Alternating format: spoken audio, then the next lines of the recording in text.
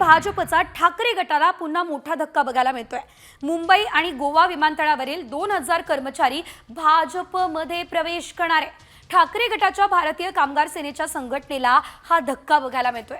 भाजपचे कार्याध्यक्ष रवींद्र चव्हाण यांच्या उपस्थितीमध्ये यावेळेस प्रवेश होणार असल्याचं कळतंय। तर भाजपचा हा ठाकरे गटाला पुन्हा एकदा मोठा धक्का आपल्याला पाहायला मिळतोय, कारण यावेळेस मोठ्या संख्येने कर्मचारी जे आहेत ते भाजपमध्ये प्रवेश करणार आहेत।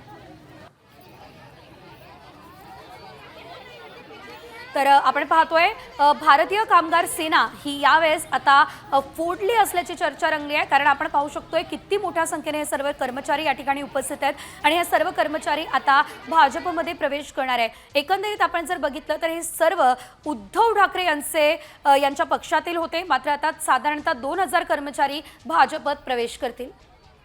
अधिकची अपडेट या संदर्भात आमचे प्रतिनिधी गणेश कवडे देत आहे। गणेश, 2000 आकडा खूप मोठा आहे आणि भाजपमध्ये हे सर्व कर्मचारी प्रवेश करताय, काय माहिती?